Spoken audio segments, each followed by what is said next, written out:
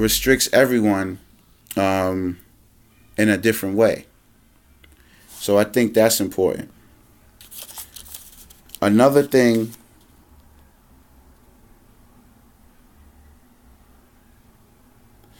that I want to address, the second issue, is politics.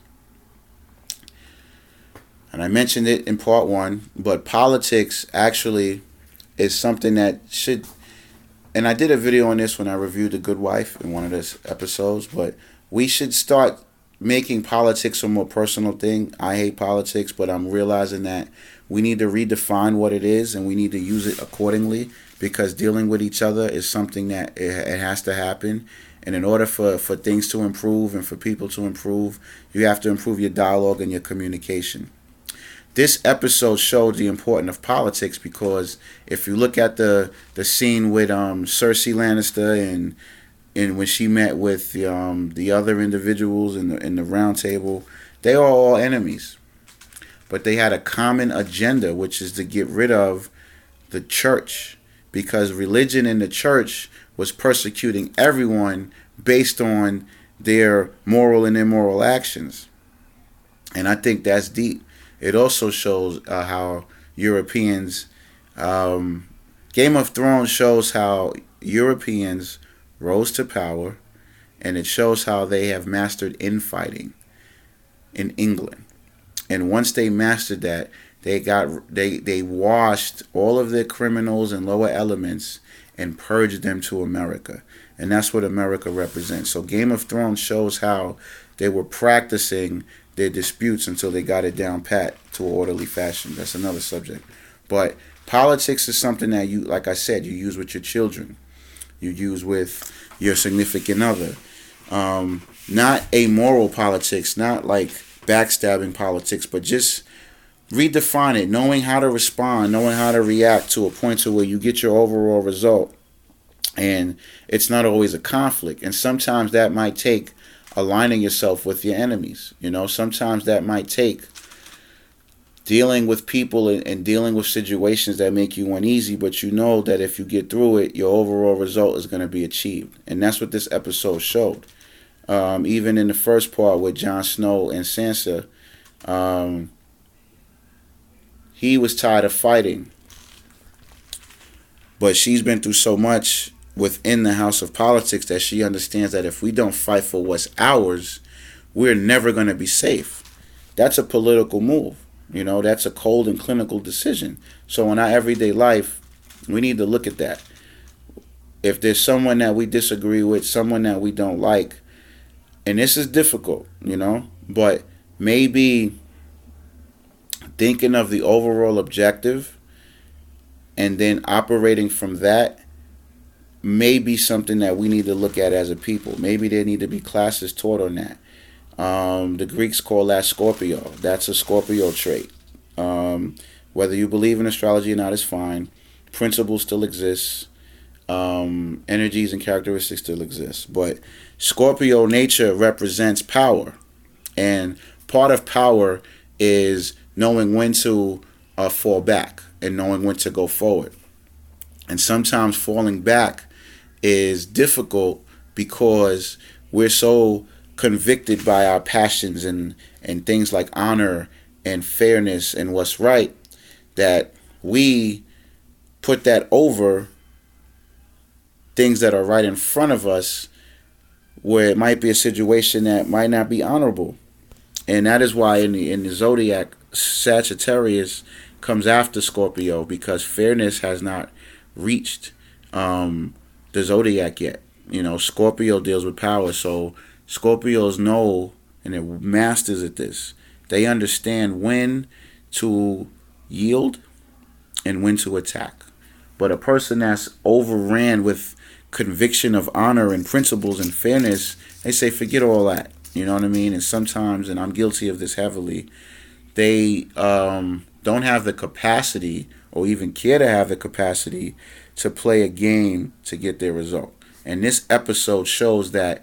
It's called The Book of Strangers. You have to really, and this is mostly for savage environments, savage situations, real troubled and but You have to do that sometimes, and maybe we should just look at that and just dialogue and talk and practice and see if that's something that can be cultivated where you don't have to lose your moral compass. So I think that's very important. So this episode is very deep. It represents American slavery, and it shows you that slavery was something that had to be abolished, not because of it's morally incorrect, but it had to be abolished because commerce was being affected overall. The South was profiting, but the North really wasn't profiting that much at that point from slavery. So therefore, an alternative system had to be put in place. And Abraham Lincoln was faced with a higher stress. The international bankers, they're pushing this central bank, and Abraham Lincoln knew that a central bank would be detrimental to the overall commerce of government. And this civil war is just making things worse. Slavery is making things worse. It is better for America to have these slaves, not as slaves, but as productive citizens where they're not oppressed. It's best to end the conflict openly with slavery and have this brewing animosity when you could just give them their freedoms and they'll still be slaves. Because what happened after the Civil War? What happened after 1865? The slaves have been slaves so long and they're still foreigners in the land that they had nowhere else to go. So they still had to work where they were slaves at. They became sharecroppers. Some people went to Africa, which they didn't know because they was kidnapped from there. They became nannies, and they still indentured servants, so they were still slaves. They were still slaves.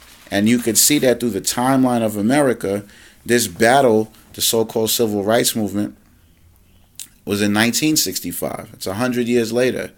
So Abe Lincoln understood that, listen, we can achieve the same results, if not more, by legally getting rid of this institution, because they will still be slaves, because the law of the land and the politics of America and the commercial value of things and people is what matters, period. So anybody can be free, but if the laws back an ideology, if the politics backs an ideology, and if the money that flows backs a specific ideology, it doesn't matter about slave or no slave, period. And he understood that. And so therefore, the Civil War happened, for other reasons as well. And this episode captures that. Tyrion understood that, listen, we can't keep going to war with these people because we're going to lose. So let's give them what they want. But at the end, we're going to still win. And the slaves that was the army didn't understand that. So this episode was deep. This definitely reflects America and slavery. And it also represents how politics and commerce are things that I think most Americans, if you consider yourself American, if you live in this country, even if you don't consider yourself an American, politics and commerce are things that we really need to look at. And we need to redefine politics. It shouldn't be something that's just for people in government. Politics is simply how you react and respond. Your ability to get power, in your everyday life. That's politics. And so I think we should look at that. Just have conversations about that. And I think it would serve us well in dealing with each other better. I think it would serve us well in getting our result. And I think when it comes to things like money, which everyone at some point has dealt with on a severe level and are still dealing with every day, because you kind of need money in this country to really function. These are things that we need to put into context in our everyday working lives and not just leave it up to something that's dealt with people like Donald Trump and Hillary Clinton. This is something that we need to make everyday language, something we need to teach our children. When our children go to school, even if you homeschool like myself, how do you deal with someone that bullies you? How do you deal with someone that is making your life hell? Open conflict, maybe. The point is knowing when to respond and how to respond is politics. And this is something that we need to snatch away from people that's in government only and make it an everyday practice. And commerce as well. Commerce overrides all of that. It overrides slavery, because slavery was done because it was more money to be made by getting rid of slavery, as you see. Money has steadily been accumulated in ridiculous amounts. And slavery's been going since 1865, announced in 1863. So commerce and money is what unites even the worst of enemies. So that's something we need to understand. Money and politics is something that we need to make and redefine as something that should be everyday language, but find a way to do it where you're not sacrificing your soul and doing savage acts, And that's what this episode represents. It represents people that don't like each other coming together for a common ground. And as people, even without the power that these politicians have and the people that rule the world have, that's something that we can use to empower ourselves, to improve our communication, and also improve our lives and our children's lives. So this episode was deep. So with that, thank you for giving me your time, because you can't get back time. Thank you for giving me your attention, because your attention is precious. I hope you enjoyed it. If you did enjoy it, give me feedback as to why. Any comments, any information I got incorrect, please accept my apology in advance. And it was a pleasure. Talk to you soon. Peace.